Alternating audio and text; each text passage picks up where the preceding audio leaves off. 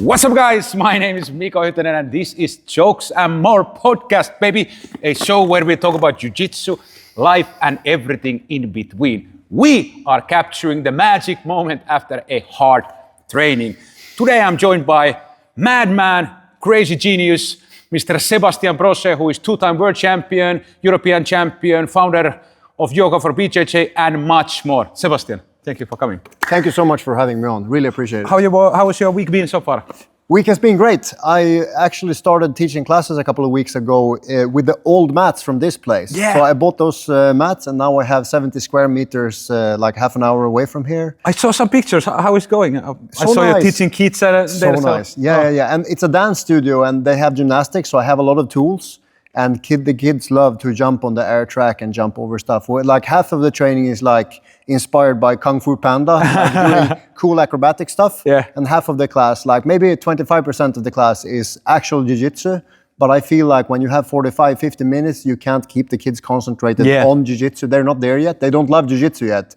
So I need to make them love the training first, and then they can love the Jiu-Jitsu. And actually, funny story, you remember where we met first time? No. Actually, it was here. You brought your kids to training. I was one of the teachers in kids class. And you have had small hiatus from Jiu-Jitsu. You have not been training for a while. There was something family related, whatever. And I remember I met you for the first time and immediately you started showing me some Judo moves. And I was like, this man is nuts. I love it. So we bonded immediately on that way. I remember that. I remember now. Yeah, you're right. All right. So Sebastian, long-time martial artist, like a lifelong martial artist. What was your first experience in martial arts? When you started, what was your first training and what sport it was? My mom chucked me in the snow. She took me and threw me with a hip throw, like a ugoshi, classic judo throw. And I'm like, what was that? And I was maybe 6 years. Yeah. And she's like, that was judo, because she had a yellow belt in judo, like back in whenever. Really? Yeah, and I thought it was so cool. And then she could immediately see that I needed a lot of stimulus. Yep. I was a very active child, extremely so. And she put me in judo when I was about 7. That was 1991, and there was no going back. It was just, it was a perfect match. I did skateboarding, which is great for grit and perseverance. You have to practice 1,000 times to get one kickflip. And you fall a lot, and you learn to just brush it off and go again. And the judo is like, you do tens of thousands of repetitions. It's just, there is no, you can't get around it. So those two things together, I think, built the foundation for a lifelong love of martial arts, and also a pretty good foundation for getting my ass kicked over and over again. Yeah, amazing. If you started at 7.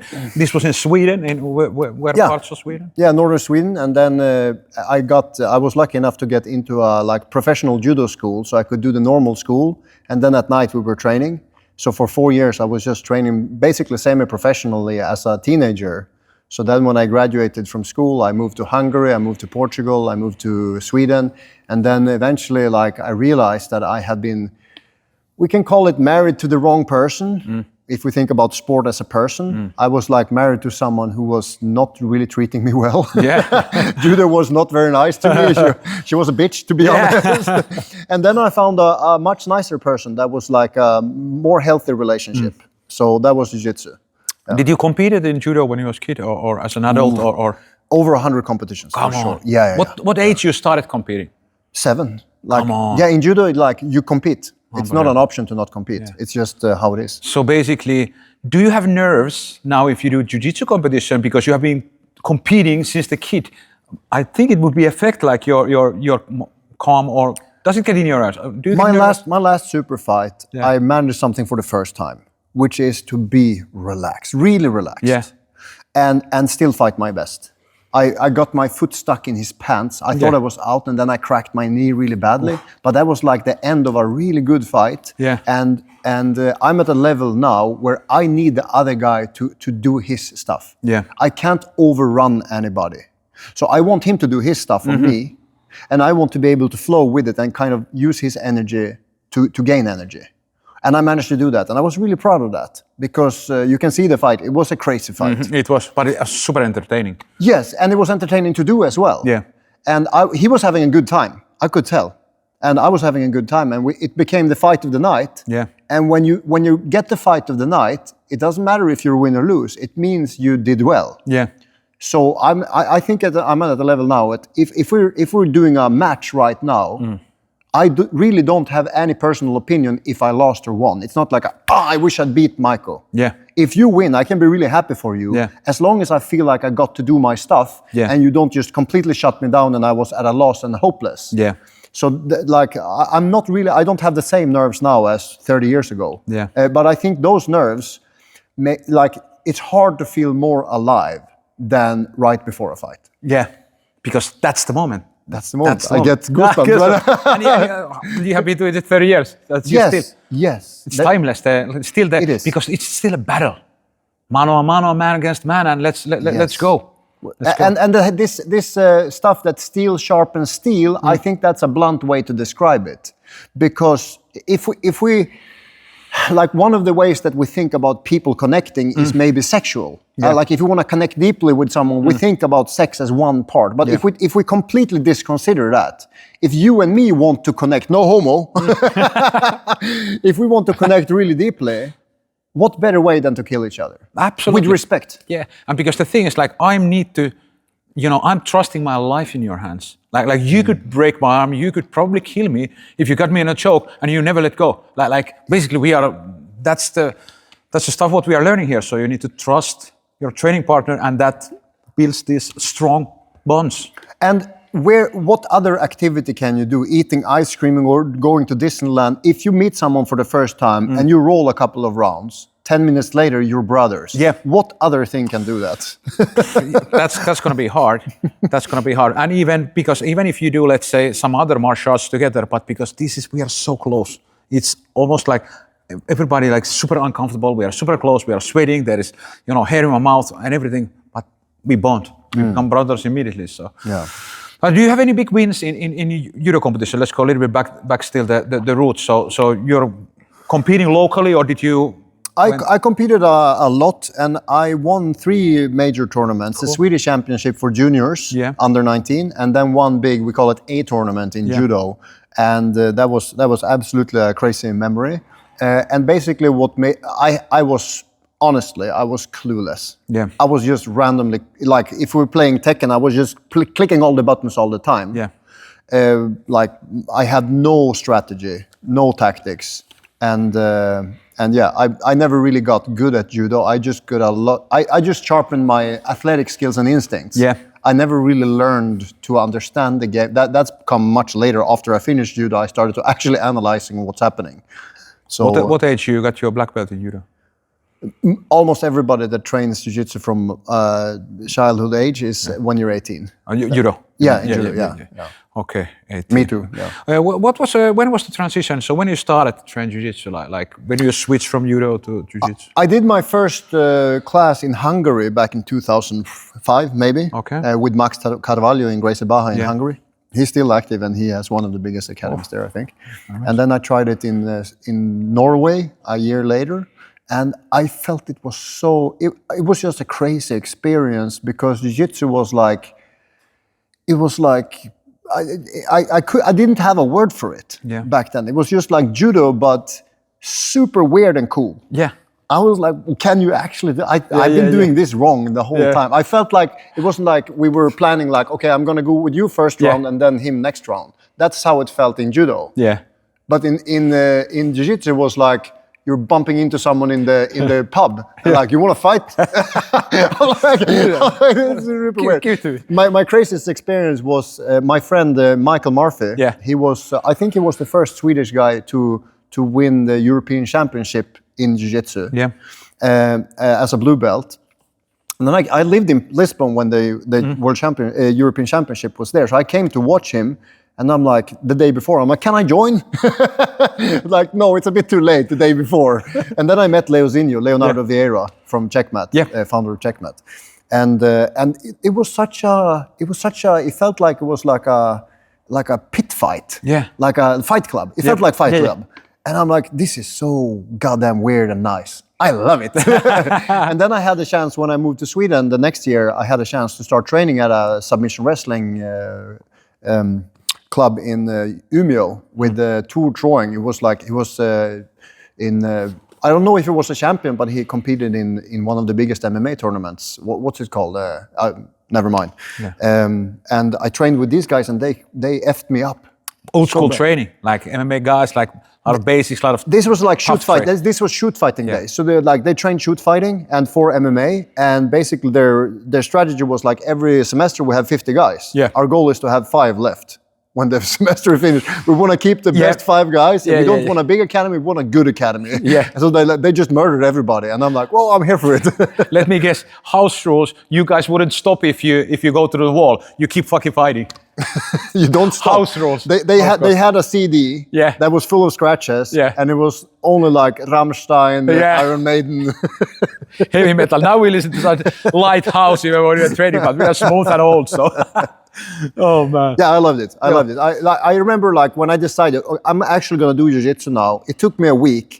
And then I forgot most of my judo habits. No. I think it's on the background because you have excellent takedowns, and I love the way how you kind of combine. You are a mixed grappling artist. I love it. Like bum, you do different styles and you do goofy stuff, which I love. So where did you get the blue belt, and when was that? What was you got your first belt? I moved Checkmat in Sweden just when Checkmat switched from Brasa with Peter Blackwell in Malmö, which was. One of the premier places to train back then.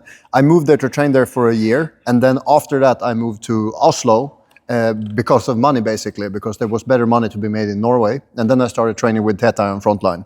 But I got the blue belt there, and then I went straight for the World Championship in Long Beach with my new blue belt, and I won 3 fights, and then I lost the 4th one against a wrestler. Yeah. And I remember being so mad at myself for 5 minutes, exactly 5 minutes. I was like, ugh! And then I just, wait, why am I mad? I found love. This is true love. Yep. This is amazing. I love jiu-jitsu. Yeah. And then I was so happy, and like I was there with the best in the world. Everybody was so respectful. It felt like a tribe. Yep. I never felt that in judo. I felt that judo is like that country against judo is more like war. Yeah. It's like you have nations and they're fighting in the big wars, which is the World Championship. Jiu-Jitsu felt more like I'm here from the very beginning. Yeah. Obviously, the very beginning is Rio back in whenever, but I still felt like I'm part of a beginning. Yeah. And I love it. I love every part of it. Acai, I love everything. Was the World Championship your first competition as a blue belt? Or did you Yes. That's pretty ballsy. Yeah. But again, same with purple belt. Like, but that's great because then you can go there with a fresh belt. Yeah. And basically you can even, in your mind, like, if I lose, it's my first competition. And I just got the... Yeah. So I used to love being the underdog. Yeah. And as a purple belt, I had one tournament in Sweden, and then I went straight for the World Championship with the purple belt as well. And how long you were blue belt? Standard, like most of my belts were standard. I was a brown belt for like 4 years or something. But cool. So let's go on the next belt. So purple belt, you got from same guy? No, purple belt. Yeah. No, from Teta. From Edward. From Teta. Yeah, You're the right, turtle master. Like 3 weeks before the Worlds, he gave me the purple belt. So and then let's walk this through. World champion purple belt. How was the tournament? How many matches and how it played out? How many matches did you have? Leading up to it, I think I tracked all my trainings before, and it was like 8 months of consistent training. Actually being a bit humble and trying to learn half guard and stuff that I was clueless about. Yeah. And I had one guy helping me for free just to prepare physically. So we had like 5 or 6 really hard, super hard sessions before the training. So I was exhausted during training. So I think that was really valuable because I learned to fight really tired and still fight with control. And then I had no girlfriend. I had a job that I could trade part-time. So I was just focused on one thing. And getting payback from that loss in 2008. So it was like 2 years earlier. I'm like, this time I'm not going to lose. I'm going to win the blue belt. Yeah. And then right before the Worlds, he gives me the purple belt. And that was, of course, my dream. Yep. Imagine if I can go in purple belt instead.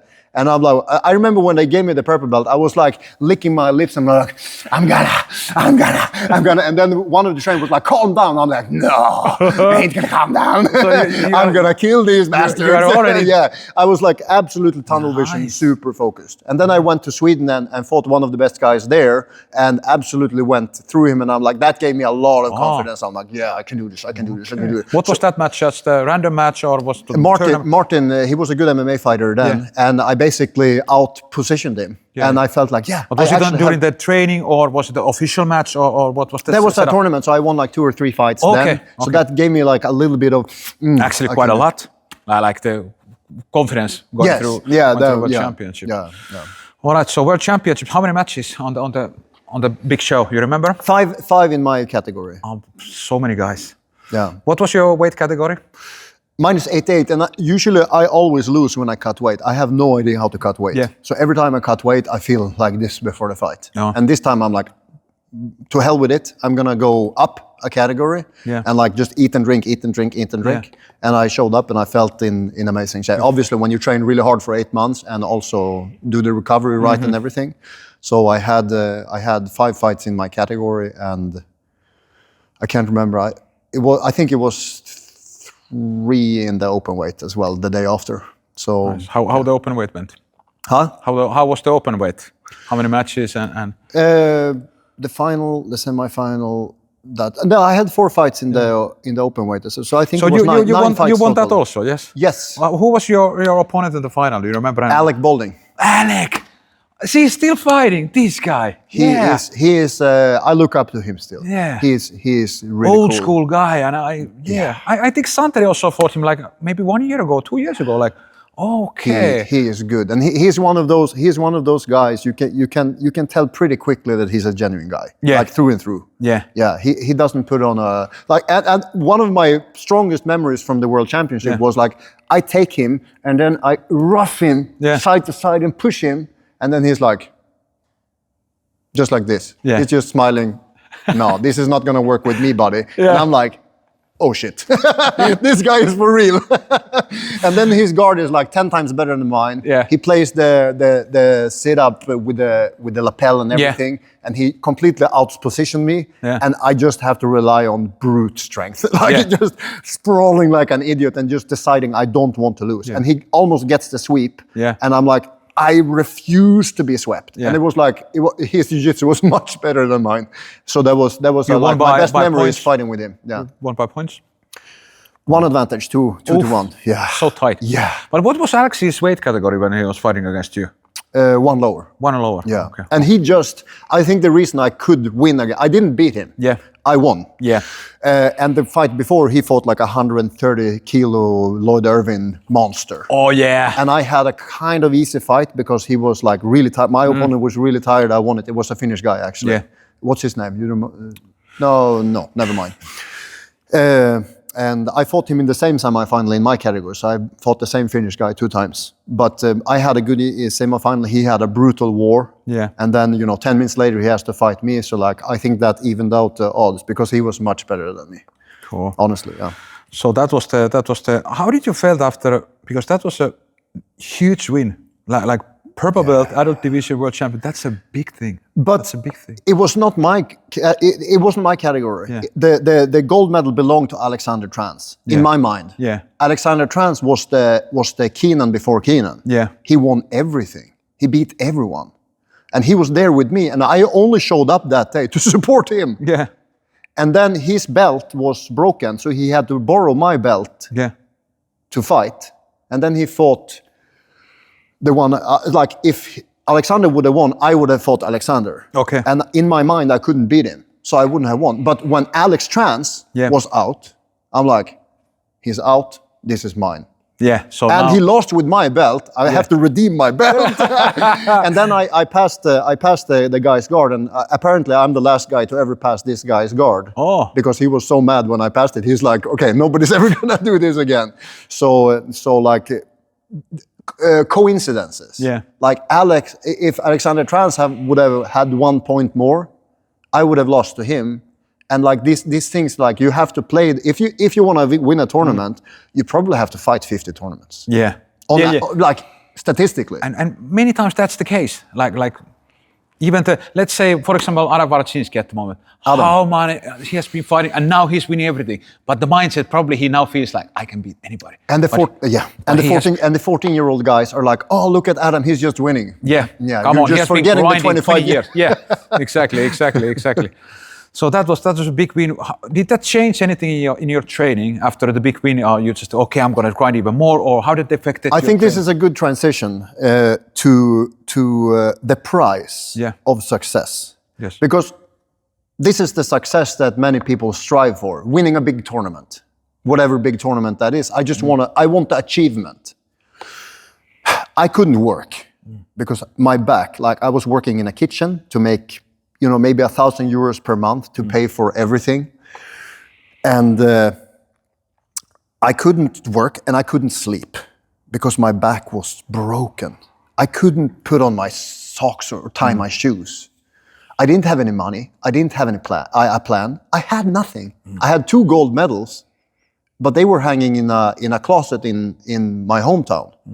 I had nothing to show for. So was it worth it at that point? Not at all. I had some seminars, but that made maybe, €400 per seminar.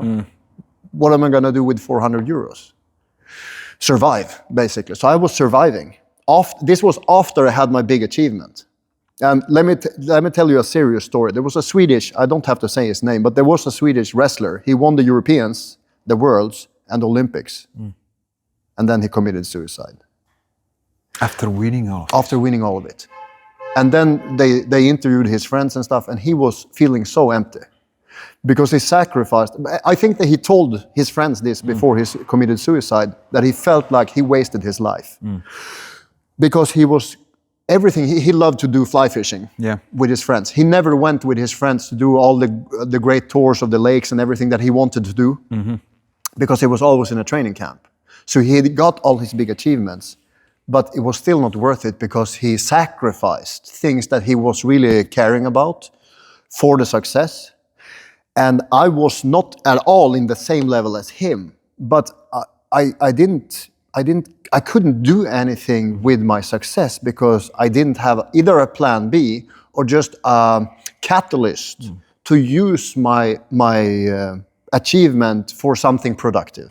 And I think this can be a really valuable lesson because a lot of people that win something, they just feel empty when they win because it was not at all what they thought it was going to be. Yeah, and it's about the journey, and then you have it what you're thriving for.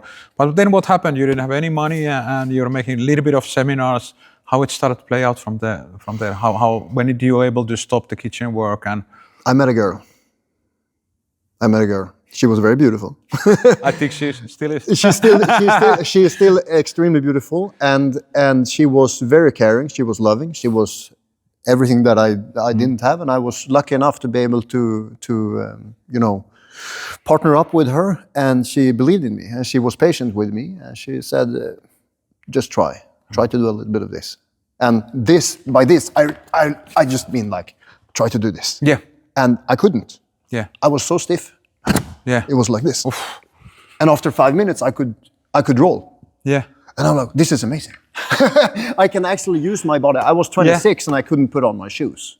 Oof. Like, and a lot of athletes are like that. Like Gordon Ryan, he told Joe Rogan that he can't shampoo his neck. Yeah. Because his neck and shoulder are so. This is not athleticism. No. If you can't shower your hair, it's not athleticism. So like sports skill is different from athleticism. And by athleticism, I don't mean strength, steroids, and these obvious things. I mean all the non-obvious things, like being able to sit like this without my left side cramping up. So like when I got introduced to mobility, yoga, flexibility, breathing, centering myself, and I actually took a year hiatus from Jiu-Jitsu, didn't do any Jiu-Jitsu for a year, I just did yoga. And then I came back. And suddenly stuff that I could never do. I think this is not a good technique. It's not for me. I was wrong. It was for me, and I could do it when my body was prepared for it. So like instead of being able to be here, I could be here, and now like 50% more of techniques just started working. I started being able to do lasso guards. I was able to come up from the floor. Instead of, forcing myself, I could just go swivel. Whoa. What the hell? I never done that before. Yeah. And these basic things, I say basic now, but I didn't think it was basic then, just became accessible. And it felt like if we think about Jiu-Jitsu like a language, I started speaking new words that could just connect every other word that I knew. And it was like, now I can make poetry and sing and like do all this, have really deep conversations. That was possible after I learned to respect my body and do what my body needed instead of just like, I have to train harder, to find the biggest guys in the room and try to, being a young man, to prove himself how tough I am. that was not a path. It's not a sustainable path. Being young is, they say that youth is wasted on the young because you're so stupid when you're young. And I feel really guilty of that. Like 26, if I could go back to 24-year-old me, I would slap me really hard in the face. You were 26 at the moment. So you met this girl, you started to do yoga, you did 1 year off mats, like off the Jiu-Jitsu mats, you came back. And what happened then? Was this about the time when you guys started to do yoga together? But when you started the yoga for BJJ, was that? Basically, whenever you find something new, really, really cool, you want to see, are other people doing this? Yeah. And I searched yoga for BJJ, and there was just this one guy in America who was doing like Ashtanga yoga for fighters. Yeah. And I'm like, this is not really the things that have been working for me. This is like classic yoga in the yoga box, very good for its own thing. But it leaves a lot of room for improvement. Like Jiu-Jitsu is over here and yoga is over here. And there is a place where they meet.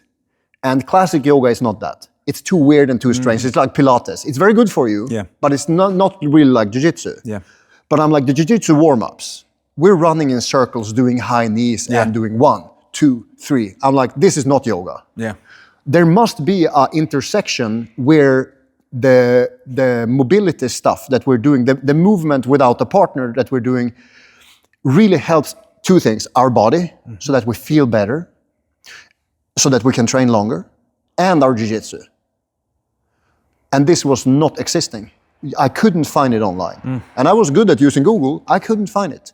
And then like, if it doesn't, like, I can't be the only one who needs this. How many people train Jiu-Jitsu? 5 million people? Everybody needs it. Yep. And I think that's how many good businesses are born, out of a desperate need that needs to be filled. It's just a gaping hole, and someone needs to fill it. And I didn't know much yoga, but my teacher later, Jason Crandall, from jasonyoga.com, he has the best quote I ever know. Teaching is easy. Just find someone who knows less than you and just teach them what you know. And I'm like, that's it. You don't need to be John Danaher to teach Jiu-Jitsu. You can just know a little bit of Jiu-Jitsu and teach your brother or a small group, and that's enough. You don't have to be like all up here. You have to be in the level where you're students and just know a little bit. And that's how Yoga for BJJ started. I was just like teaching a few. I had like 10 videos when I started, and now I have 600 videos. And I know a lot more, but it's not about how much the teacher knows. Yeah. It's about what the student struggles with. So if I can connect with the student and see like, but because every student has lots of buts, like hundreds of buts. If I can find the most important but and make you believe that I have a solution that you can actually do for a while, then I'm a good teacher. Because then the students feel confident that, okay, all of that later. Just do this. And then I actually help you to be able to do it. Then I'm a good teacher and you're a good student and we have a good result. What year you started the website? You launched your first website in Yoga for BJJ? 2013.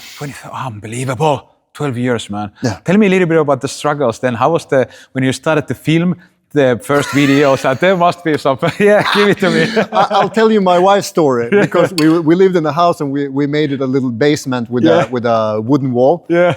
And I didn't have a teleprompter. I didn't know what a teleprompter was. I had just had a normal camera that shut off after 30 minutes. So if I wanted to record for 30 minutes, I had to like stop, then go click play again and then start in the same position.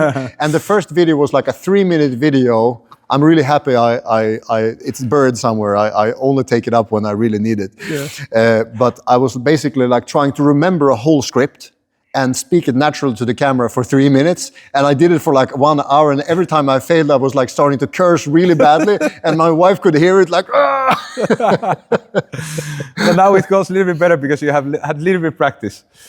Yeah, but still I really struggle to remember short sentences and stuff. So when I have to speak directly to the camera, like this is very easy because I'm not talking to the camera. Yeah. It feels like the listeners are here, but we are having the conversation. That's it. And we don't, for the listeners and people who are watching this show is about like natural conversation. We don't have a plan. We just want to talk. Yeah. Only thing what connects us is that we love Jiu-Jitsu and we are friends.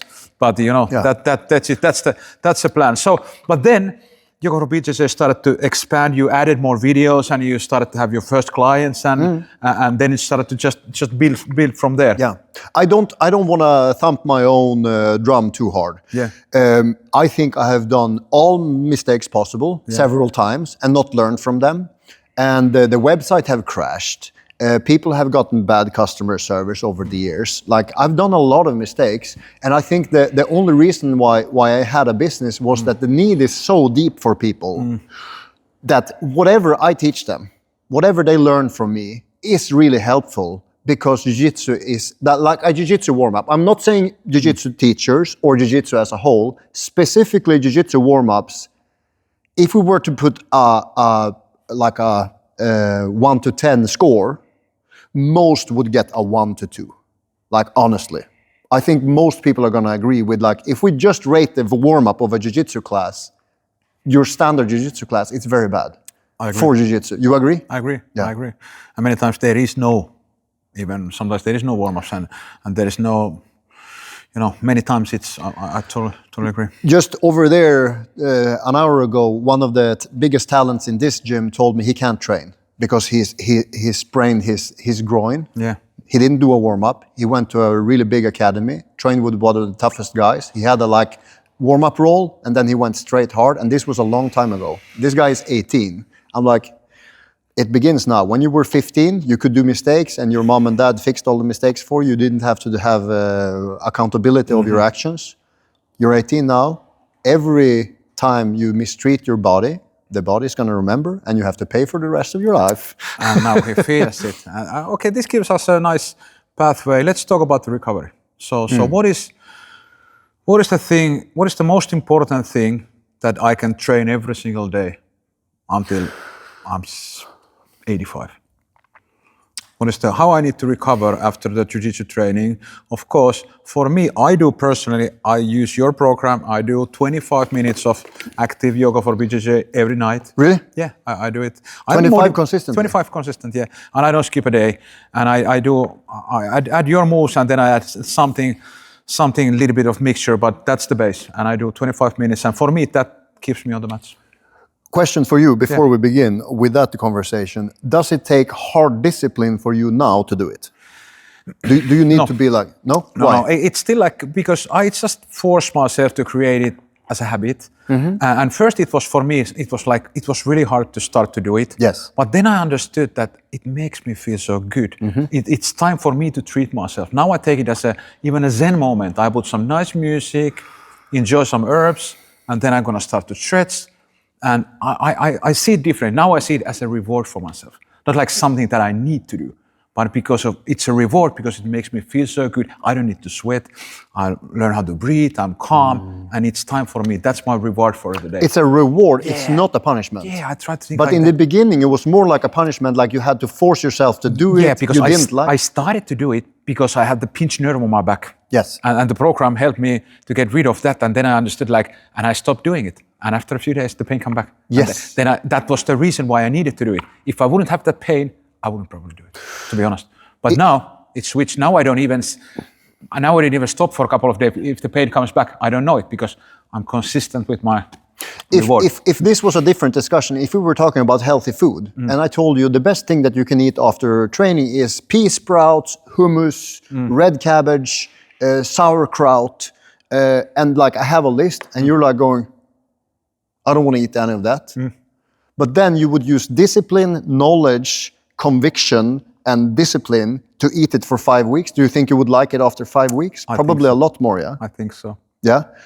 So to do good things, the reward is not immediate. When you eat sauerkraut or kimchi for the first time, maybe you're like, but then, it becomes love much later. It's like the things that you love are not necessarily sweet. Coca-Cola is really nice the first sip, and then for 3 weeks after you can feel it in the system, right?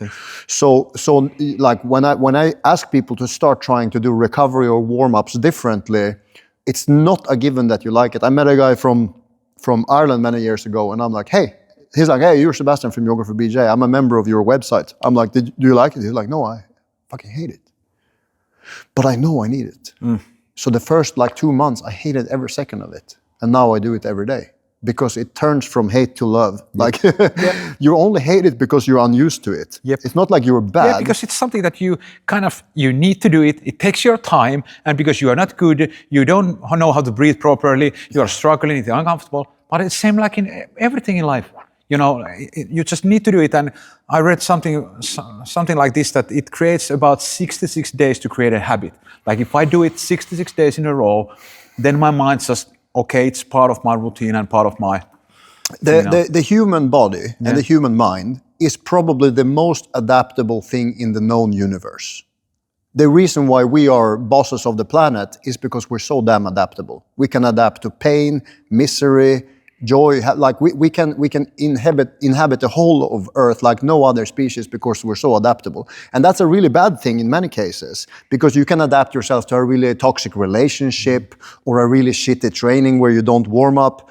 And you try to adapt, and you can adapt to your ACL being broken, so that it's not necessarily always good to be adaptable and just follow the path. Like you have to actively resist a toxic person or a toxic warm-up, and actually, decide that I need to eat healthier, I need to stop smoke, I need to warm up more, I need to prioritize recovery.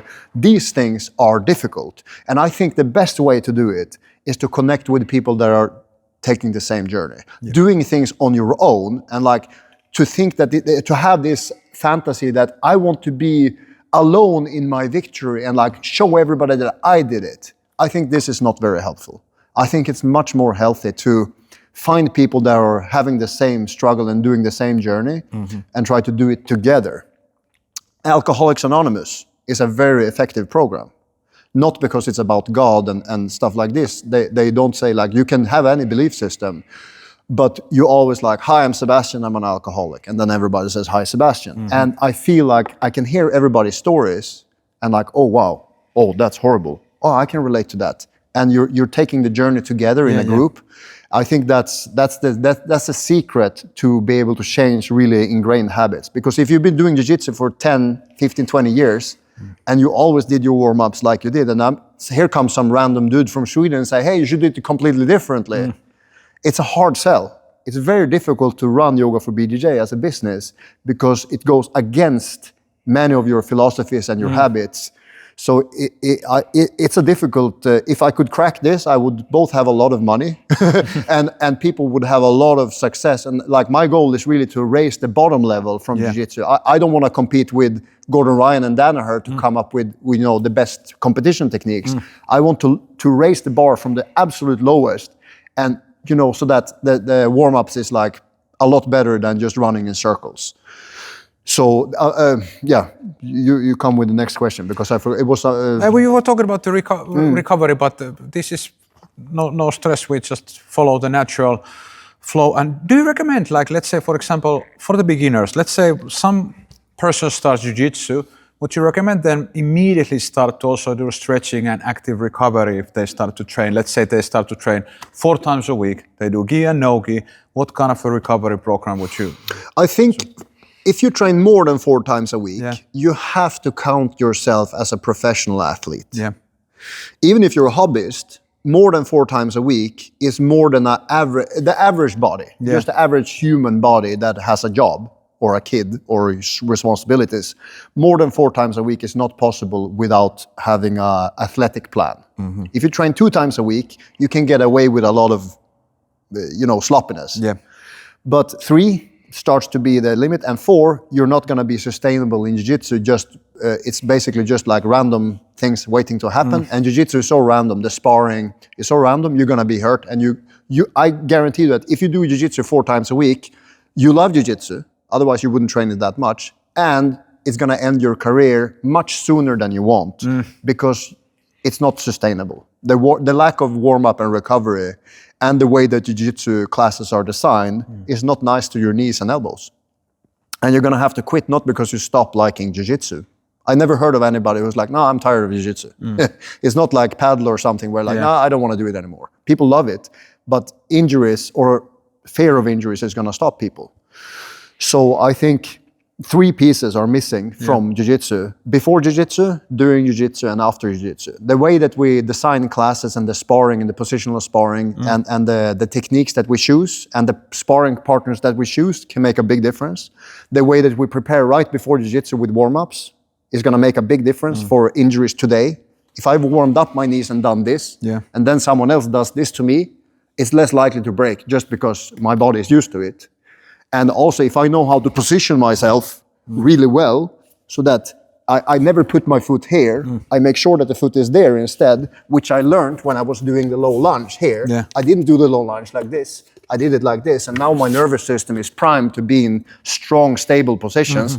Instead of doing the side plank like this, I'm learning to put it correctly. So when I do a back step, boom, I'm going straight into here instead of here. This is going to prevent a lot of injuries.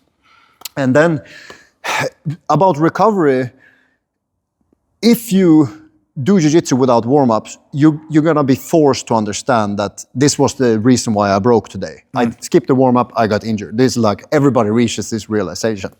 But this is more tricky. What happens straight after jiu-jitsu class is over is like warm-up is like, okay, now the training session starts. When the training session finishes, the recovery session starts. Because until your next training on Tuesday or Wednesday or Thursday, that whole period is a recovery period.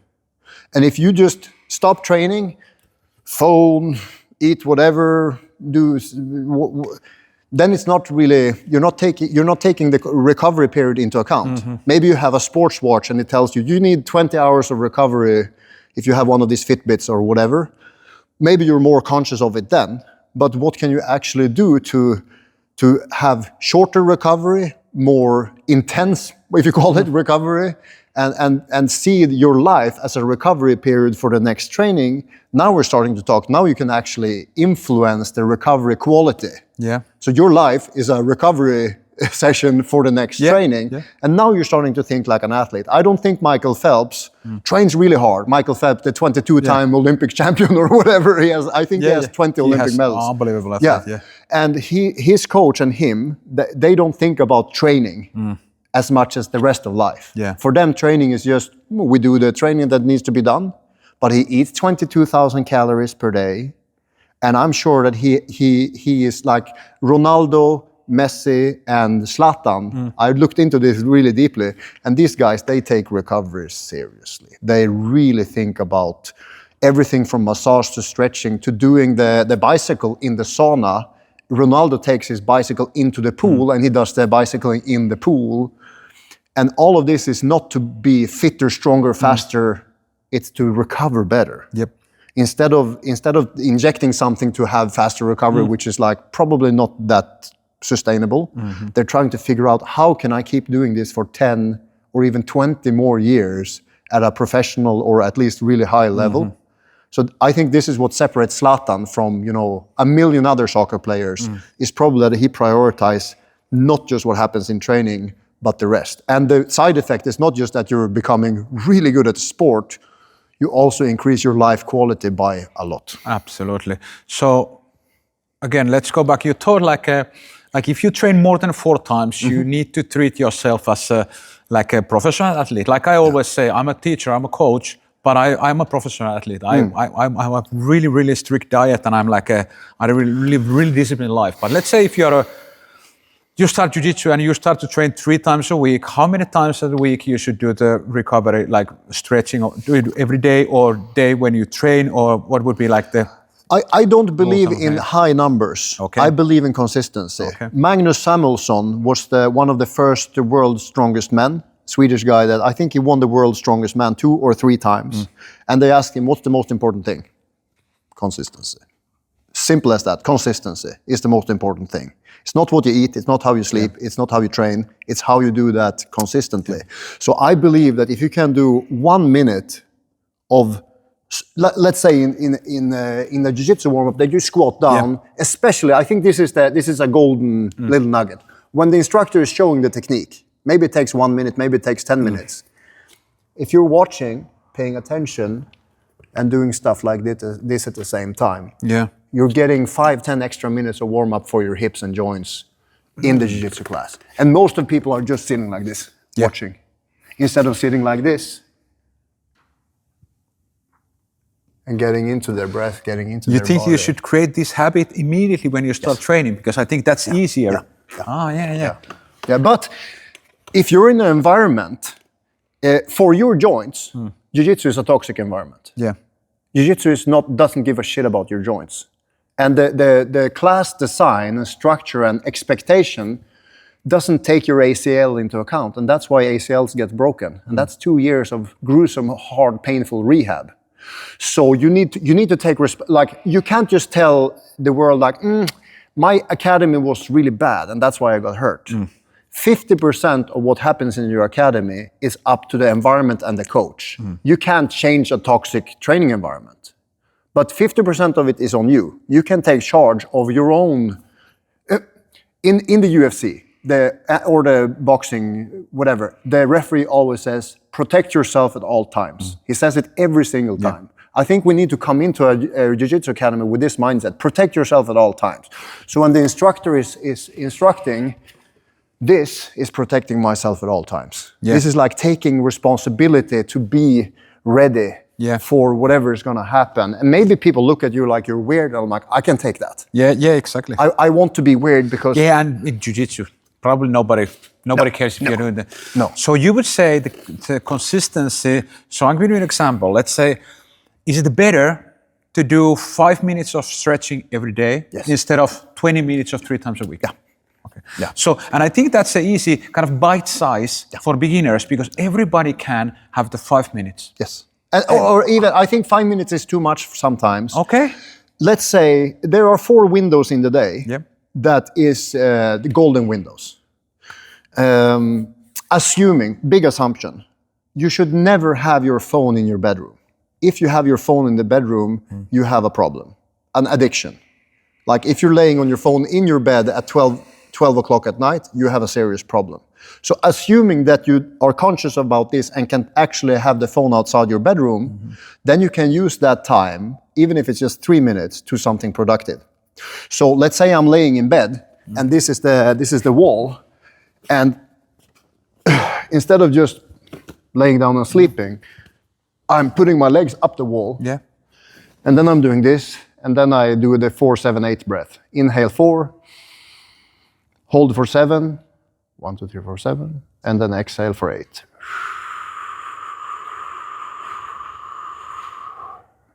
And you do that 4 or 5 times.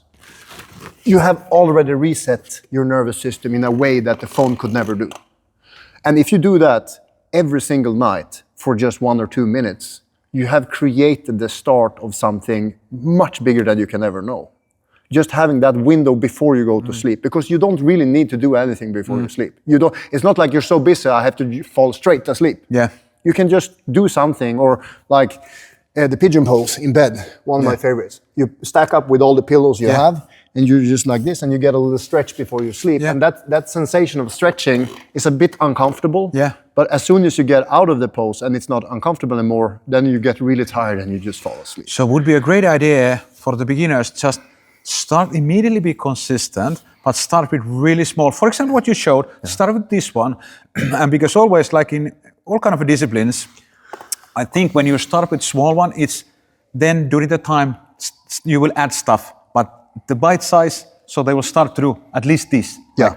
Good. So in the evening or morning, like first thing you do in the morning, many people do this in the morning. Yeah.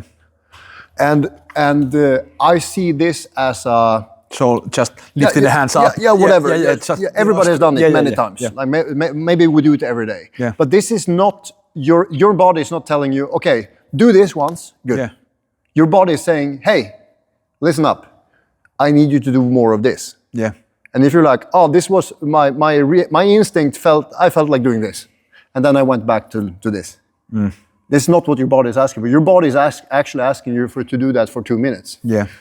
There and down.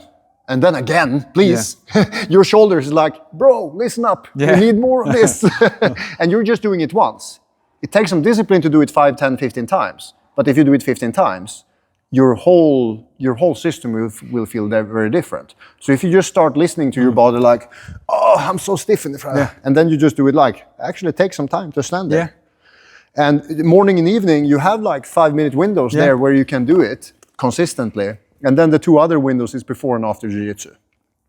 So the days where you have Jiu-Jitsu, if you do 5 minutes in the morning, 5-minute warm-up when the instructor is talking anyways, 5 minutes after maybe having the belt and stretching, after training, and then at night, then you have 20 minutes every day.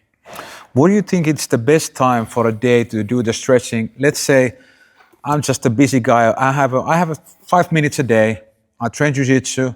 When should I do the stretching? After the class or before I go to sleep? No, I think it's the wrong question to ask, because you have that's why I told you, like I've had this question 100 times, 1,000,000 times. And these 4 windows, morning, evening, before and after Jiu-Jitsu, it doesn't matter which one you choose. Just pick one, be consistent with that one. Okay. And then when you start to expand it, like nobody is so busy that they don't have 5 minutes in the night or in the morning. You have, if you choose to, arrange the time. Just look at your phone. How much did you unlock your phone today? Exactly. Probably. 50, 100, 500 times. Yeah. You have time. Yeah, exactly. If you doom scroll for 5 minutes, you're wasting your life doom scrolling. And if you're so addicted to your phone, I'm addicted to my phone. YouTube is a great place and it has way too much cool content. Yep. So I forced myself, when I'm stuck at my phone, at least I'm looking at YouTube when standing on one leg. Okay. Because at least I'm getting some training in there, And it's going to limit you. I'm not going to. But you can stay on one leg like 5 hours. So. Yeah, but it's still good for me. So I try to use the negative thing for something positive. Like if you're squatting down and watching YouTube or doom scrolling when you're in a stretch, at least it's good for you. Okay, well, this is good because I was always struggling. In my mind, I was always thinking about like, I want to do the stretching last part of my day. Yeah. But now it's totally fine with me because, again, we talked about this earlier, but for me, it's a kind of a reward when I was switching my mindset. It took me, I don't know, I have been doing this now 3 years in a row. Yeah. Sometimes I have had like small breaks, but overall like three years. So it took me almost 2 years before I started to really like, no, Mikko, this is for you. This is the time for you. And I live hectic life. Yes. My phone is burning in my hand all the time and everything is everywhere. Yes. And that time. And I really, do you think that there is a difference if I do my active stretching and let's say I'm listening to some podcast or listening to some music and I'm not focusing so much. I just do it instead of I really think what I'm doing. I think all the muscles what I'm stretching. Do you think that makes it more effective? I think you're asking, is it more important to do purple level jiu-jitsu than white belt level jiu-jitsu? White belt level jiu-jitsu, white belt level stretching mobility, just start wherever you want, as long as you have started. Yeah. Don't postpone starting tomorrow. Yep. And then really getting into it, that comes naturally. Yep. Because in a way, I have the easiest job in the world because you have a system that is the most adaptable thing in the world. And even though your brain might be really dumb sometimes, your body is never dumb. If you let your body take charge and actually do what it wants to do, just sit on the ground for 5 minutes and don't think, your body is going to do good things just without you caring. That's all you need to do. You just need to basically, your brain needs to stop smoking, like the equivalent, like just stop deciding and think and just let your body move. So the answer is yes, it's much better when you kind of are into it. Yes, but let it come. Don't force yourself. Don't create arbitrary rules. This is a great one because also I tried to do meditation back in the day and I still do. I do Wim Hof breathing and everything. But when I tried to force myself, Mikko, now you're going to calm down. You need to meditate now. I was like, bam, my head is going to explode. It's so hard. But when it comes naturally, like I started to do this kind of sound yoga. So first I was only listening, sound meditation. I was only listening natural sounds. That was my first part. And then I started to adapt from there. When I got better to just calm down, I think that's... I think the best counter for the phone. Yeah. The phone is the biggest problem. Yeah. You can't do TikTok and meditate. Yeah. It's impossible. Yeah. If you have had your phone in your eyes, which is basically abuse to your eyes, light a fireplace, make a fire and look at it for half an hour. Yeah. That's like it's the ultimate body reset, to just look at the fire and feel the heat. Yeah. That's the easiest form of meditation. Just put on a campfire, look at it. Yeah. And if you can do that, then you will know what meditation is, because you have this kind of, we even have a name for it in Swedish, which is like the coma of the embers, ember coma. Yeah. That when you've watched the fire for a long time and then you go out from the fire, you feel like, you're a little bit like mesmerized by it, kind of way. Yes, this is meditation. Yeah. And you can't force yourself to do that. Like, okay, maybe you can imagine a fire, but just having the fire or the equivalent, maybe it's a foot bath, maybe it's a cup of tea. It can be anything. but find what works really easily for you. That's great. Yeah. And I think I have had this kind of experience sometimes when I go by the ocean and just watch but it needs to be something that is moving, but it's not like a consistent, like flame is never be the same. And if you see the ocean, it's never be the same. The wave is different. But the real meditation, the real work on yourself happens when you actually notice that you start noticing. You notice that when I'm at the ocean, this happens to me. This is called introspection or whatever. Yes. Just becoming conscious of your own habits and starting to respect them instead of just running over them. Mm-hmm. I think this is the path of what we're talking about. Yeah, but I think it's strange, but it starts like, don't bite too much. If you try to, I start Jiu-Jitsu, I'm going to do meditation, I'm going to do active stretching, I'm going to do everything. It's going to be too much. It's going to be overwhelming. Just start to focus on Jiu-Jitsu, do 5 minutes, stretching every day, and these basic things, and you go from there. So, okay, let's talk about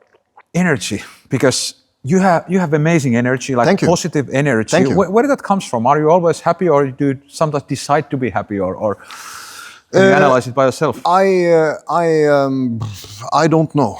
Okay. I don't know myself well enough, but a lot of things changed when I went completely plant-based. Okay. I felt like I had a lot more energy. Okay. When that happened?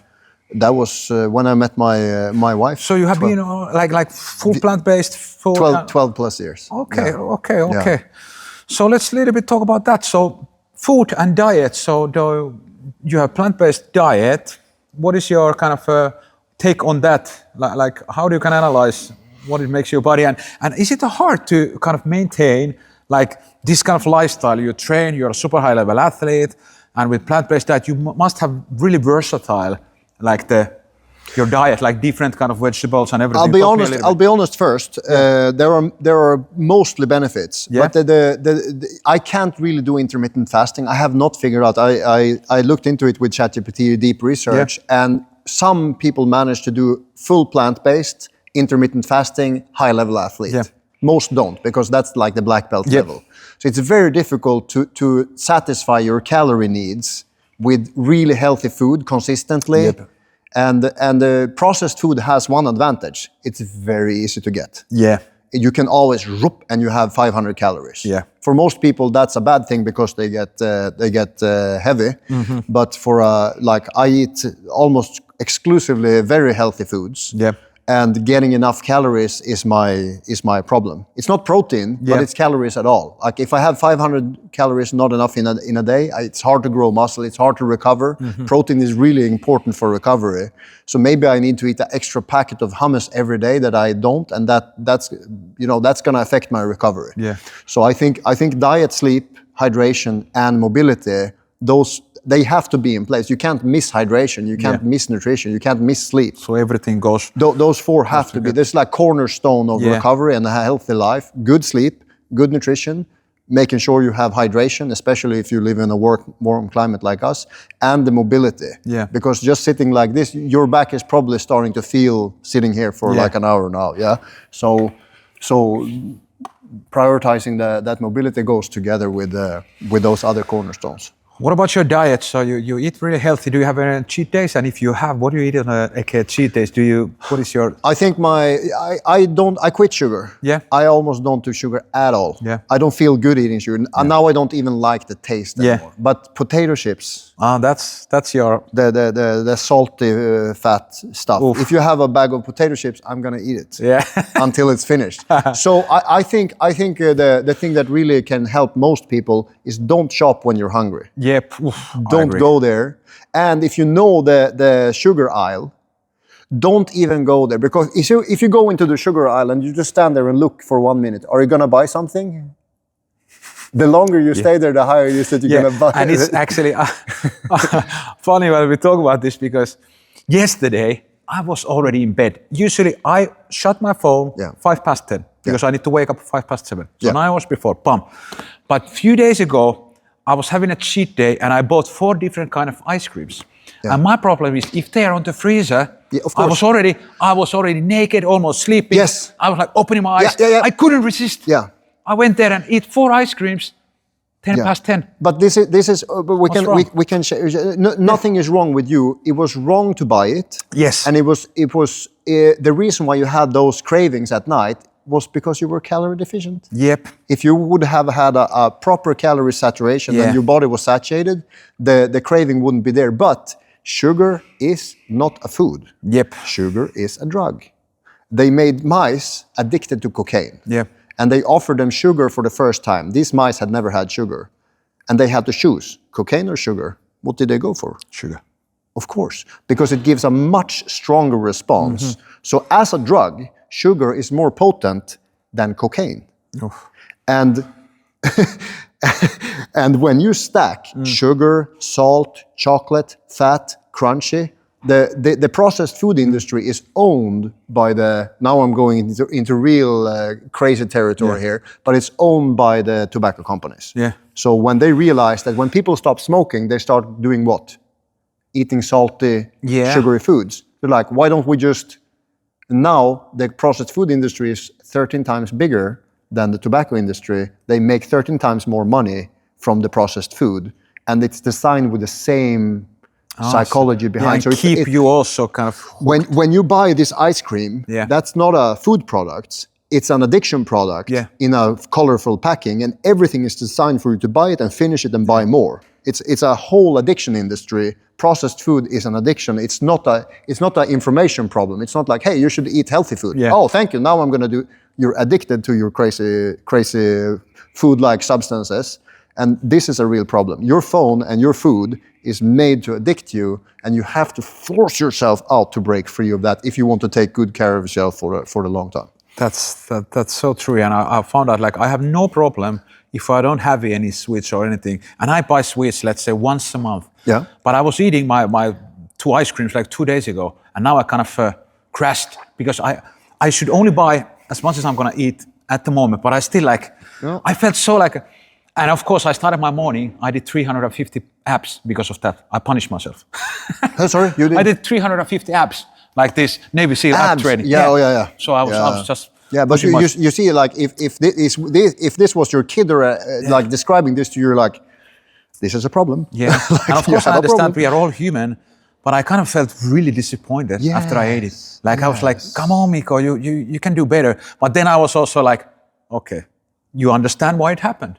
So now just make the adjustments. Yeah, okay, but to defend you, I'm your lawyer now. Yeah.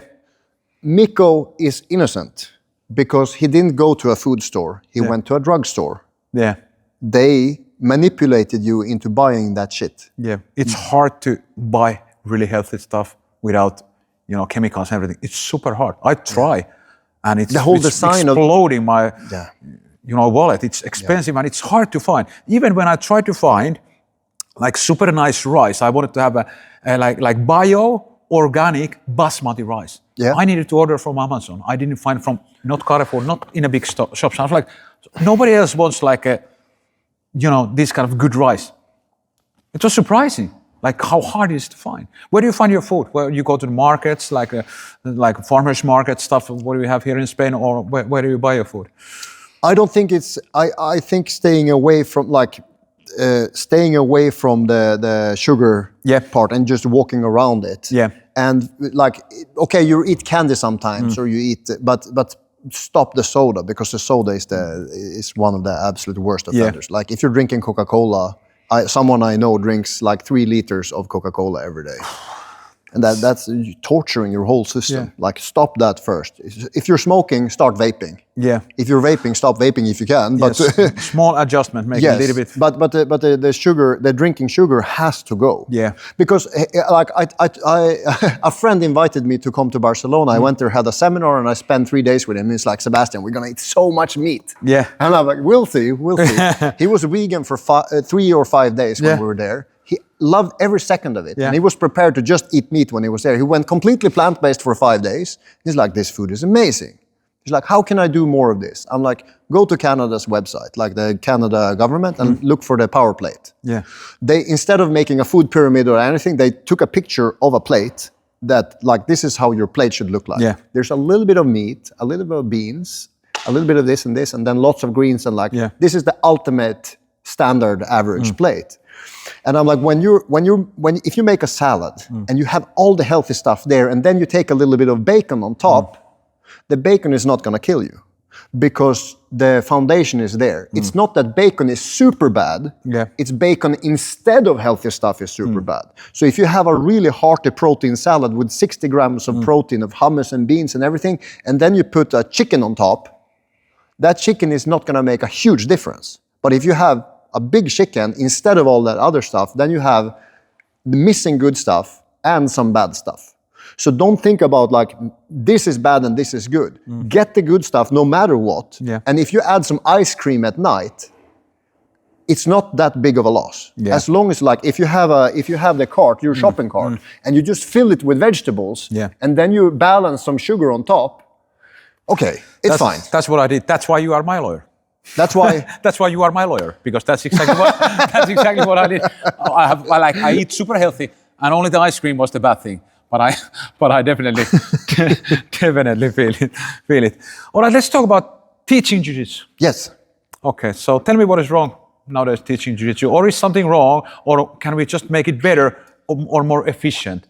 Because everybody wants to get better faster. I think that everybody agrees who does Jiu-Jitsu.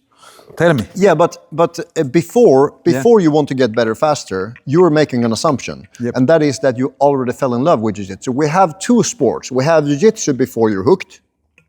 You're not hooked on your first class. Most people are not. You're not hooked during your first 3, 4, 5, 6 months. You're just checking if Jiu-Jitsu is for you. Not everybody falls in love instantly. Most people are like, should I do piano, paddle, or Jiu-Jitsu? Like you don't really. You're just trying something new and see what it is. If it's too weird, you're going to go out. If it's too scary, you're going to go out. If it's a toxic environment, you're out. If you feel like you're an idiot and you're wasting the instructor's time, you're going to go out. Many people feel like, I don't want to come back to Jiu-Jitsu because I felt like an absolute idiot. Yeah, I'm wasting their time. I'm wasting their time, not just mine. I felt ashamed and embarrassed for doing Jiu-Jitsu. So I believe that after you're hooked, you can buy a DVD from Danaher. You can go to a really shitty class and have a good experience because you will figure it out.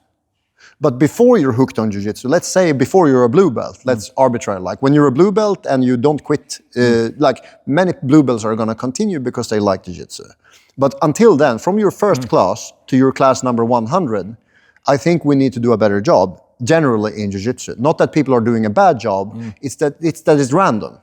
If you go to any Jiu-Jitsu class, it's not going to be like the other class because it's up to the trainer, and the trainer doesn't have like a particular system or experience. Maybe if you're in Gracie Baja, they have a system, GB1, GB2, GB3, and that's, I think, why Gracie Baja is the biggest one in the world, because they have a system. Not a good system, just a system. Yeah. And it's easy for the instructor to follow, it's easy for the students to predict what's coming. Yep. And this is very important, to have a system. It doesn't have to be good, it just have to be there. Because if you're just clicking the random button, you're going to have random results. And if you don't have a good warm-up and a good recovery and stuff, you're going to have lots of injuries. And if you have poor instruction as a white belt, as a newbie, I'm the first Jiu-Jitsu, this is my first class. I have no idea what's going on, it hurts, bye-bye. Yeah. I think that's where we have a lot, like from class 1 to class 100, we need to have a long, deep, serious discussion about what should be prioritized. I don't think we should start with uchimatas, or spider guards, or berimbolos, or a million things. I think we should prioritize more or less the same things everywhere. Movement and mobility, so that you can actually move your own body without an opponent. Because if I want to do a hip bump sweep on you, and I've never done even this movement, how do you expect me to do it on a opponent that is maybe new and is doing the wrong thing? Maybe I'm going to hurt my knee, or maybe I'm just going to feel like the warm-up should include lots of stuff like this. So, and Jiu-Jitsu related, for example, this movement where you climb your hip up and you do it like a mount, back to close guard, maybe roll up to it, bump, mount, back. And now my nervous system is primed to do this. And then we introduce the partner, and then with the ecological stuff, if you make the actual training interesting and fun and feel like they're learning something, but it's also a bit of freedom. It's not like I have to memorize 10 steps and then I feel like an idiot when I don't remember them. If we combine this, like I'm talking specifically for white belts now, Because advanced training is easy. We just we just train and we figure it out. Yeah, because we have built the foundation Yeah. already, but we have built it also this way, traditional way. You need to have covered all the positions top bottom. You cannot be clueless. You need to know how to move. But if you go back to Mikko as a purple belt, Yeah. how many holes did you have in your game? Quite a lot. Yeah, why? Because nobody had a structure to teach you those fundamentals. Yes, I was basically learning and filling those holes by myself. Yes. If there would be a system, okay, I need to know these to become this, I think my progress would be faster. Yeah, and I think if we have, let's say we have between 100 and 200 classes to give you a blue belt, more or less. Yeah. I don't think anybody needs 600 classes to get a blue belt. Let's say 200 classes. Yeah. We can't prioritize learning 20 different submissions as a white belt. You need just a few, an arm bar, a kimura, a rear naked choke, and an ankle lock, or whatever. Just 4 or 5, omoplata, or like a cross choke in gi. You can do it from mount, from closed guard. So you can learn one technique and apply it many times. Very good. Prioritize that instead of specializing. You don't want specialized white belts. You want white belts to understand the fundamentals. And I believe it's very simple to make a curriculum that people can remember. Because I want people to have like a visual idea about the jiu-jitsu game. So let's say you're a new white belt and I'm going to teach you 8 positions. Mount, back mount, side control, and turtle. Those 4. And then closed guard, open guard, half guard, and butterfly. Just this. I can't teach you X guard. I can't teach you reverse de la riva. If I teach you those 8 positions, and you learn how to connect the like we said, like the closed guard with the mount. Yeah. We can do it with a hip pump sweep. Yeah. Or we can do it with a flower sweep. Yeah. It doesn't matter really which sweep we use. As long as I understand that I can connect the closed guard with the mount or the back mount. If I do this and I do an arm drag, now I'm on his back. Yeah. And now I can put another arrow between these 2. Yeah. And then suddenly we have a flow chart. I can go from half guard to the back. Yeah. I can go from the back to the mount. And then I can circle between the mount and the back mount. And I have another arrow. And then just that for white belts. Getting them to connect these basic fundamentals positions, not just on one side, but on both sides. Yeah. I want your white belt to know hip pump sweep on right and left side. I think learning it on one side only is too special. It's not good for your body to always do the same side. And it's not good for your jiu-jitsu understanding either. You don't want someone to always escape on one side. You want them to be able to escape on both sides. So prioritizing doing this ground foundation work, it's not very sexy. Yeah. No. It's not boring, but it's like it's just a foundation. And I'm a firm believer also, like building a strong foundation, and then like in a house, we have a strong foundation, and then comes the fancy stuff. What do you think, like, let's say from white to blue belt, that's the building the foundation. And let's say I get my blue belt today. Do I need to change my training somehow? Do I need to train differently? Or does it change anything on my training? Or do I, let's say, for example, for me, it was like early days on my blue belt, I started to hit the baseball choke. And then I decided, like, now I'm going to try to, do this all the time. I'm going to polish this and I'm going to make this like one of my main tools. Yeah. And then I get the submission in the perfect case, and if not, I get a reaction, and then now I even grab the lapel, and they start to panic. So now I created already a reaction only with my grip. So what do you think? How blue belts should be training? Just normally, or let's say blue belt, some random blue belt gets really good at Ezekiel. Should he or she just like try to do it even better, or just try to learn also more? I think the answer is yes. When you're a blue belt, it depends on if you want to compete or not. Okay. If you don't want to compete, then you don't really need to have any special high-level techniques if you don't want to compete. You do not need to be super specialized. So then you can be more versatile if you're not going to compete. I think the competitors also have to be versatile, but the competitors needs to both choose A and B. They need to be good generalists, and they need to have some special techniques as well. Yeah. But if you let's assume that you know these 8 positions really well as a white belt, you need to know X-guard and de la riva and stuff when you're a blue belt. So you need to expose yourself to at least 16 more new positions like north, south, and these positions, and learn how to defend them first of all. You don't want to be pinned and like not know what to do. Yeah. If you want your purple belt, you need to know how to get out of every standard position. And you also want to be able to connect it. So if I'm in someone's X-guard, and then I'm like, I don't need to learn to pass the X-guard. Yeah. I just need to learn to go back to what I know, which is half guard. Yeah. So if I can get from there into half guard, now I have my passes. Yeah. Like connecting the new stuff back to the old stuff that you already know is probably priority number one. And learning to defend all submissions. Because a white belt still gets submitted with every kind of wrist lock and everything. But as a blue belt, you want to be able to defend all submissions. And if you just like focus on learning these new positions and connect them back to what you know and defending submissions, now you're a purple belt, I think. Yeah, and if you know some great attacks, that's secondary. You need to be able to defend first to not break something and to be able to not get smashed, basically, I think. What is your take on gi, no gi? Like the percentage? Should you train both? What is the beef nowadays? Yeah, sorry for being extremely opinionated. Yeah, you can. But I think grips are the biggest problem that people have with the gi. Because the gi grips is like the first, it's the most obvious thing. If I want to do this knee slide, I want to grip here and here. And this is very, like when you have the grip and you've done it for a year, it feels good. When you do it for the first time, it's horrible. So I think as a beginner, from white to blue, and even for blue, try to avoid gripping the gi and try to posture, for example, holding onto the wrist and posting in the ground is much better than holding onto the gi. Because and underhook, no, instead of lapels, you shoot your hand a little bit like you go no gi. Let's say you pass half guard and no gi. So you can grab, but don't grip. Okay. Yeah. And if you want to finish someone with a choke, you can do it with a gi choke. But it would be better for the long term if you learn to do the rear naked choke instead of the gi choke, because it applies for both gi and no gi. And the rear naked choke is always going to be stronger than a gi choke. So like learning to prioritize, you always have many options when you're in an attacking position, but I think grabbing the gi should, like most people do it when they don't know what to do. And when you grab a grip and you have a really good grip, it's going to be hard to let go of it. Yeah, of course. Because if I pull my hand over there, you're going to and now you're in a really bad position.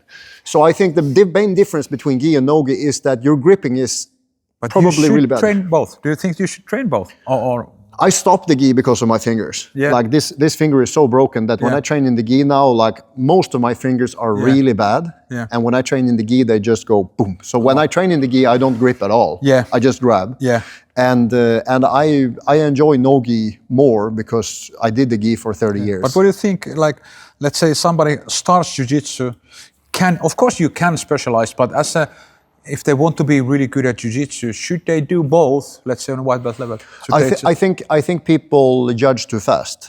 They try gi one time and then I don't like it. I tried no gi, I didn't like it. Like one class is not enough to know probably. It's more about the training environment. Is the no gi class healthy for me?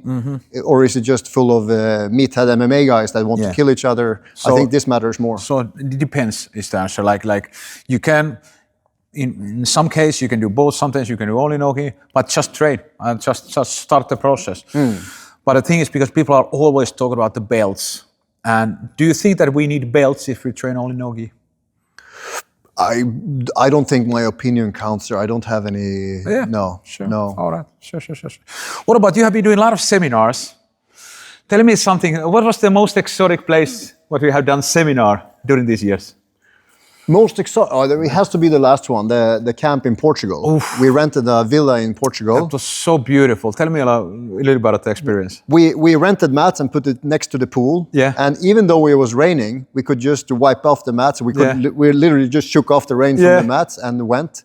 And it was just a great experience to be able to roll, do yoga in the sunrise, and then jump into the pool. And now you have an upcoming camp also coming on at end of the summer. We had to go back. Like that place was so good. It was decently priced. Even in high season in July, we got it for a good price.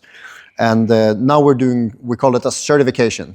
A certification vacation. So when makes sense. When you want to learn something, sitting inside for 8 hours is not the way to learn. You want to be able to really embody it when you're learning it. So we have a combination of the yoga coach, which is one of our oldest programs, which is like, if you want to teach yoga and mobility, you need an education to show you what not to do, basically. And like, here are 25 template classes that you can teach. You do it yourself, and then when you know it really well, you, Mikko, could probably be a good yoga teacher for beginners. Yeah. Because you do it every day, Yeah. and you know what feels good. Yeah. And with a little bit of do's and don'ts, like standard one-on-one stuff, you could probably be a great mobility I should instructor. actually do that also, focus more and start to Come teach. join us. You can come. In Portugal, when are you going to have it for the listeners? 16th of July, Yeah. so like 5 days. But then we combine it with the upcoming course, the recovery coach. Yeah. Because teaching yoga and warm-ups is a little bit different from teaching the recovery. Yeah. So we're covering two bases. They're two different courses, and you can certify for both if you're coming to the camp there. That's actually a great idea, because then you can have the learning experience, but in a nice environment, and you're going to get certificated in the stuff that you can really start to do, and you can start to help. And again, you are only teaching the stuff that you know, and you're like, even if you're certificate, let's say I come there, and I'm not going to try to teach anything that I don't know. But it's the same in Jiu-Jitsu. I never try to teach anything. If I do scissor sweep all the time, so be it. But I will not try to teach anything that I don't know. Yeah. But the yoga is the same. Like, Yeah, and I don't want people to think like, mobility and yoga and jiu-jitsu, that's Sebastian's thing. That would be like, no, this has nothing to do with me really. I'm just a finger pointing to the moon, if you to use Bruce Lee. Like I just hint that stop running in circles, do mobility as a warm-up.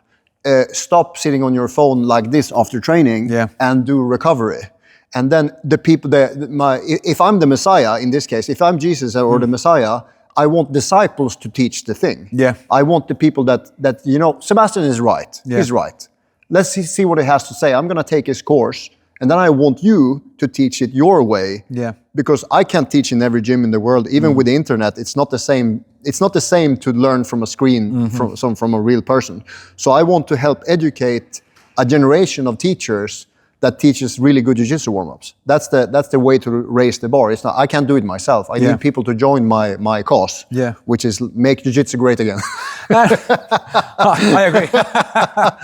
But it's great because the idea of your product is basically that people can train more longer and stay more healthier. And I think it's amazing.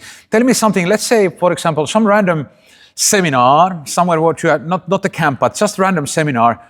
How do you see? Are there guys when there's like students in the seminars, like do they want to beat you? Well like when they roll, and are people nice? And tell me something shady what has happened during the years when you have done some. You don't need to mention the place, but I know that there is some guys who, and I do quite a lot of seminars, and I also know that sometimes people just want to beat my ass because they know that this guy, we know this guy's face from the internet. And this kind of any stories? Yeah, nothing really particular comes to mind. But I'm really proud being 20 years old 2 times, and still be able to do this. So just having done this for 3 decades, I start to realize that some of the things I do are actually long-term beneficial, and some of the things I do actually really work. Yeah, and my judo background isn't always necessarily a help. Okay. Because I always believed that hard training was the way to go. I need to train hard. And now I have to just be really humble and say it doesn't really work for the long term to just train hard.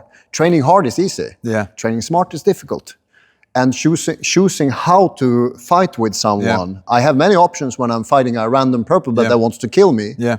So now figuring out how can I neutralize this crazy person in a seminar. They always want to kick your ass. They want to use you as a benchmark to see how good they are. And that's absolutely fine. Yeah.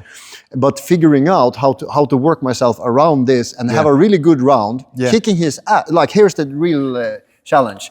Kick someone's ass and make them love you afterwards. Yeah. This is difficult. Yeah. And this is what I'm trying to achieve. I have a product to sell. Yeah. I want to sell the mobility. So I'm choosing to do jiu-jitsu in a way where I'm using my mobility to prove a point. Yeah. Like I can use my yoga in the jiu-jitsu. Yeah. So if I'm mounting you and you're underhooking my leg, I can go here and I can side mount you like this and like look. You can only do this if you're doing yoga. That's it.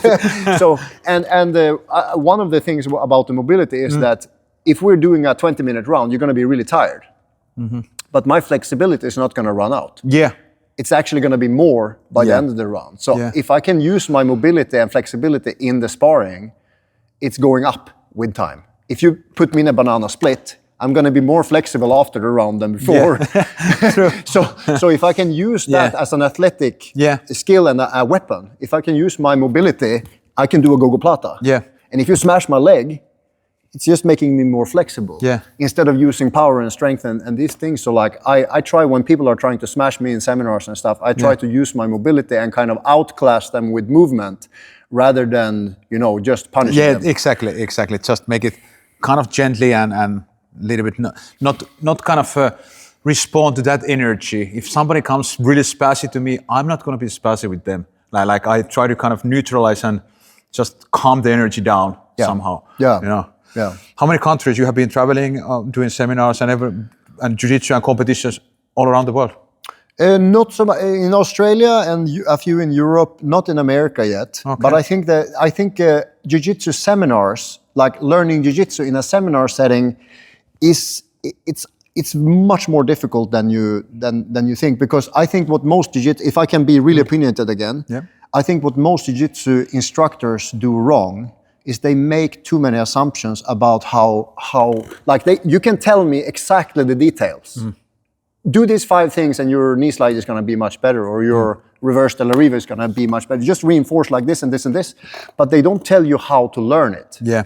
Telling me is not teaching me. Like you tell me, but show me a drill that I can practice 500 times to make me actually understand this. Yeah. If it's inverting or if it's doing lasso or whatever, if someone teach me like, okay, you have to switch from side to side like this when you're passing, and then I'm switching to the other side, how do I teach myself that? Well, maybe if I do this, and then I do this as a warm-up, and then I start doing that from side to side, like this, and then when I have done it in my body, now it's going to be easier when I have an opponent. Yeah, of course. So like in seminars, what I want from instructors is for them to give me kind of like a pathway. Yeah. This is how you learn this stuff. Yep. I prove that it works. Like, here's the theory, here's the proof. I did it in competition, but also take the time to think, how can I make this technique more accessible for more people? Like lowering the bar. Yeah. Because most people here's the top level techniques. But how do you also lower it so that it's easier to learn? I think that's where seminars have... we can do better as jiu-jitsu instructors to make this more understandable for people that are not just as crazy addicted as you and me. That's very well said, because that's exactly what we want to and we need to do it also. Like I have my specific way of teaching, and I'm not moving forward until I see like everybody got it.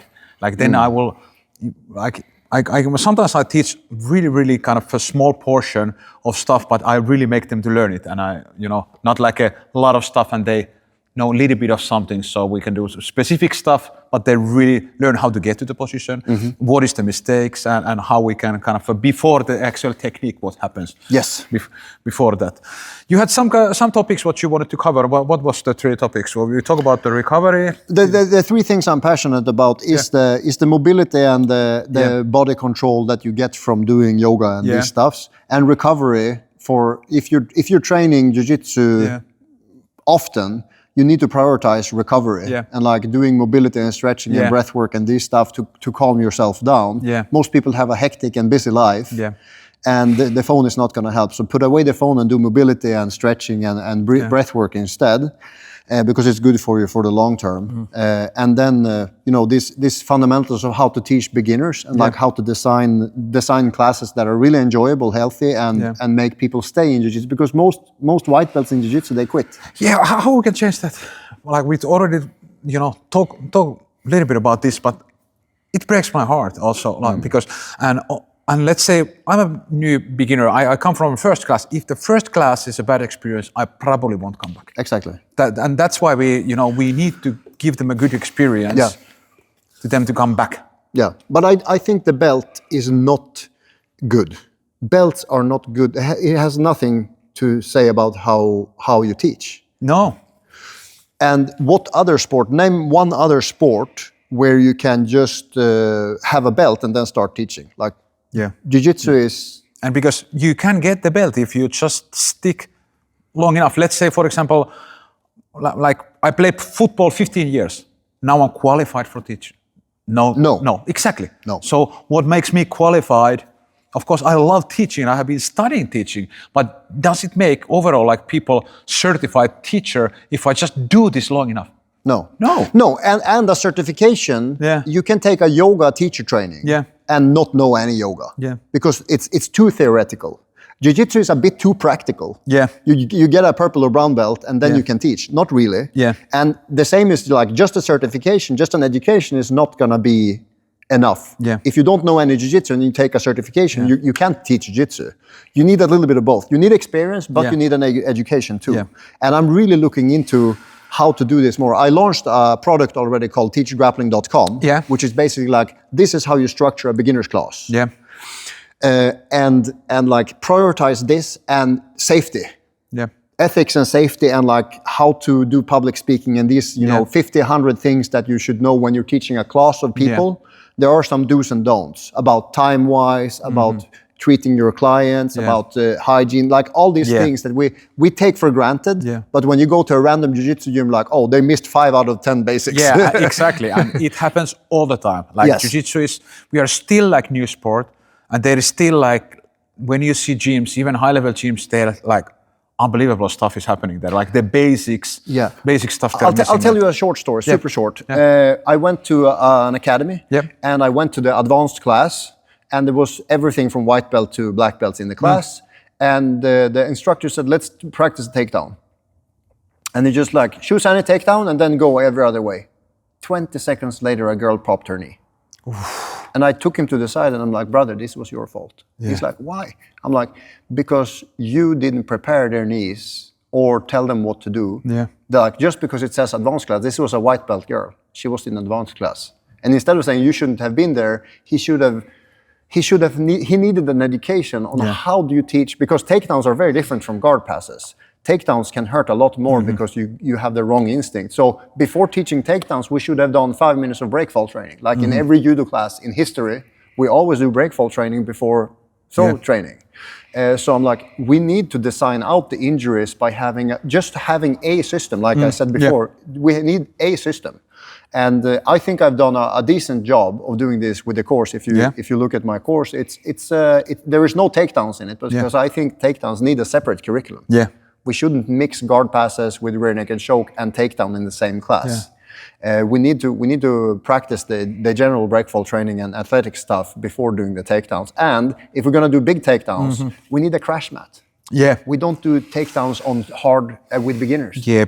You have a crash mat and you because make them you don't fall. know how to fall properly, you're gonna hurt yourself. Yes. And even though if you know how to fall properly, if you throw me 30 times in Uchimata here, even if you land correctly, but now, if you're afraid of falling, you're not going to land correctly either. So now it's like double but the you have trouble. a little bit, you have tension, and then when the injuries happen. Yes. So I believe, I'll tell you my deepest desire. Yeah. My deepest desire is that in 5 years or 10 years, when you decide like, to hell with my accountant work. Yeah. I want to go to university. I want to go back to school. And I want to study applied sports science. Because I love jiu-jitsu. And I want to study how to really get into jiu-jitsu. You can't. Because there is no university degree. You can't take a master's in Brazilian Jiu-Jitsu. You can take a master's in wrestling, in judo, in soccer. Most sports have academic, where they have lots of research. What's the best warm-up for guard inversions to protect yourself from neck injuries? No research like this. We don't have the opportunity to become really good instructors and have a really proper professional sport. Jiu-Jitsu is basically just like, shaka bro, let's roll and see what happens. And I want to change this. I want to join people. I want people to join me in the cause for making jiu-jitsu not great again, but to make it legit. I want 100 million people in the world to be able to do what we love. But most of them are going to quit because they get injured or scared or they feel stupid. So like this is my real dream is to make jiu-jitsu like now lots of celebrities and their kids train jiu-jitsu. That's going to pass away. If jiu-jitsu can't, prove that we are actually a legit thing. It's not just it's like jiu-jitsu is real. And we have to make it real and we have to do it properly and systematically. I believe in the system part because I have also visited a lot of gyms, and most of the gyms are at least semi-chaotic. Like the teaching, and there is no like a structure. Okay, one guy is here, one guy is here. There is no like a And it kind of frustrates me a little bit because I see it all the time. And even though the training is great, like good roles and everything, but we could make it much better. Yeah. Like with the structured way. Yeah. But anyway, you had your what was the Teach Grappling? Teach Grappling, yeah. That's a new one. Any new other products coming? What do you have now? So you go for BJJ. Basically, if I can plug my stuff, yes, I have 4 offers. Yep. I have lifetime access to my platform Yep. to do the programs that you're doing. Yep. Learn how your body works and what your options are. Basically, a buffet of videos. Like pick your favorite ones and just do them for the rest of life. I have the offer. I have the offer set now. It's always going to be $297. Okay. So like $300 for lifetime access. Yeah. Yes. Much better. People hate subscriptions. Yeah. Yeah. And then I have the Teach Grappling one. Same price there. If you want to become a beginner's instructor, not John Danaher. If you just want to teach beginner classes or teach Jiu-Jitsu at all, here is the foundations, the fundamentals of teaching a class. Yep. And then you have, if you want to teach mobility and yoga, you can become a Yoga Alliance accredited yoga teacher, and same price there. And then the recovery one, we call it the PEERS. Performance enhancing athletic recovery specialist, PEERS. Okay. And teach recovery. Yeah. And the price is the same for all of them, $297. Yeah. And the goal of each of these things is not to tell you where the finish line is. Yeah. It's like, start here, and I'm gonna save you 5 years of trial and error. That's my promise. I guarantee you that when you have done the course and actually taken 10, 15, 20 hours to look through the material and implement it, you're going to save yourself of all the trial and error that I did, and basically saving you a lot of time and hassle. That's my promise. Where people going to find your products? yogaforbjj.net. Yoga for BJJ. All right, guys, thank you so much, Sebastian, joining me, and I have a feeling that we're going to do this again. But thank you so much for coming. All right, guys, go train, keep smiling, and remember, Jiu-Jitsu never dies, baby. That was